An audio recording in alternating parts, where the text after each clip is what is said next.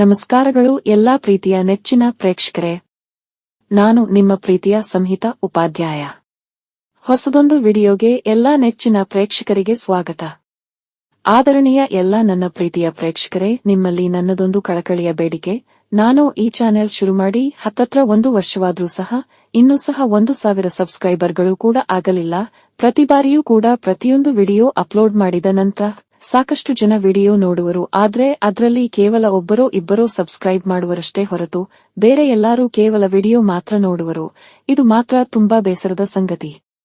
ನನ್ನ ಪ್ರೀತಿಯ ಪ್ರೇಕ್ಷಕರೇ, ನಿಮ್ಮಲ್ಲಿ ಕಳಕಳಿಯಾಗಿ ಬೇಡಿಕೊಳ್ಳುವ ಒಂದು ವಿಚಾರ, ಪ್ಲೀಸ್ ದಯವಿಟ್ಟು ನಮ್ಮ ಚಾನೆಲ್ಗೆ ಸಬ್ಸ್ಕ್ರೈಬ್ ಮಾಡಿ ನನಗೆ ನಿಮ್ಮ ಪ್ರೋತ್ಸಾಹವನ್ನು ತಿಳಿಸಿ. ಜೊತೆಗೆ ಈಯೊಂದು ವಿಡಿಯೋಗೆ ನಾನು ನಿಮ್ಮಲ್ಲಿ ಕೇಳುವಂತದ್ದು ಕೇವಲ ಒಂದೇ ಒಂದು ಲೈಕ್ ಅಷ್ಟೇ. ಪ್ಲೀಸ್ ದಯವಿಟ್ಟು ಈಗಲೇ ಲೈಕ್ ಮಾಡಿ. ಪ್ರಿಯ ವೀಕ್ಷಕರೇ, ಸಾಕಷ್ಟು ಜನ ಕೇಳ್ತಿದ್ದೀರಾ, ಗೃಹಲಕ್ಷ್ಮಿ ಯೋಜನೆಯ 13ನೇ ಕಂತಿನ ಹಣವು ಯಾವಾಗ ಬರುತ್ತದೆ ಎಂಬುದು. ಪ್ರಿಯ ಗೆಳೆಯರೇ, ನೀವು ಇಲ್ಲಿ ಗಮನಿಸಬೇಕಾದ ವಿಷಯ, ಗೃಹಲಕ್ಷ್ಮಿ ಯೋಜನೆಗೆ ಸಂಬಂಧಿಸಿದಂತೆ ಗೃಹಲಕ್ಷ್ಮಿ ಯೋಜನೆಯ 11ನೇ ಕಂತಿನ ಹಣವಷ್ಟೇ ಈಗಾಗಲೇ ಗೃಹಲಕ್ಷ್ಮಿಯರ ಖಾತೆಗಳಿಗೆ ಸಂಪೂರ್ಣವಾಗಿ ಜಮೆಯಾಗಿದೆಯಷ್ಟೇ. ಇಲ್ಲಿ ಗೃಹಲಕ್ಷ್ಮಿ ಯೋಜನೆಯ 11ನೇ ಕಂತಿನ ಹಣವು ಸರಿಸುಮಾರು ಎಲ್ಲಾ ಗೃಹಲಕ್ಷ್ಮಿಯರ ಖಾತೆಗಳಿಗೆ ಜಮೆಯಾಗಿದೆ.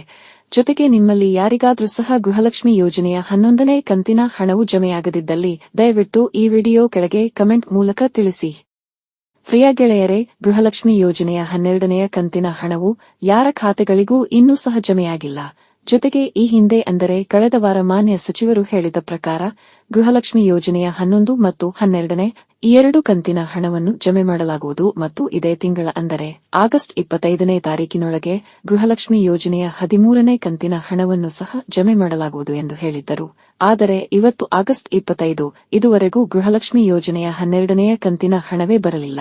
ಇನ್ನು ಈ ತಿಂಗಳು 13ನೇ ಕಂತಿನ ಹಣವು ಬರಲು ಸಾಧ್ಯವಿಲ್ಲ. ಜೊತೆಗೆ ಗೃಹಲಕ್ಷ್ಮಿ ಯೋಜನೆಯ 12ನೇ ಕಂತಿನ ಹಣವು ಇನ್ನು ಈ ತಿಂಗಳ ಕೊನೆಯ ವಾರ ಅಂದರೆ ಮುಂದಿನ ವಾರ ಅಥವಾ ಬರುವ ತಿಂಗಳ ಮೊದಲನೇ ವಾರದೊಳಗೆ ಬರುವ ಸಾಧ್ಯತೆ ಇದೆ. ಮಾನ್ಯ ವೀಕ್ಷಕರೇ, ಇದಿಷ್ಟು ಈಯೊಂದು ವಿಡಿಯೋನಲ್ಲಿ. ನೀವೇನು ನಮ್ಮ ಚಾನೆಲ್ಗೆ ಹೊಸದಾಗಿ ಬಂದವರಾದರೆ ಅಥವಾ ಇನ್ನೂ ಸಹ ನಮ್ಮ ಚಾನೆಲ್ಗೆ ಸಬ್ಸ್ಕ್ರೈಬ್ ಆಗದಿದ್ದರೆ ದಯವಿಟ್ಟು ಸಬ್ಸ್ಕ್ರೈಬ್ ಮಾಡಿ ನಿಮ್ಮ ಪ್ರೋತ್ಸಾಹವನ್ನು ತಿಳಿಸಿ. ಸಿಗುವ ಮುಂದಿನ ವಿಡಿಯೋನಲ್ಲಿ. ಅಲ್ಲಿವರೆಗೂ ಧನ್ಯವಾದಗಳು.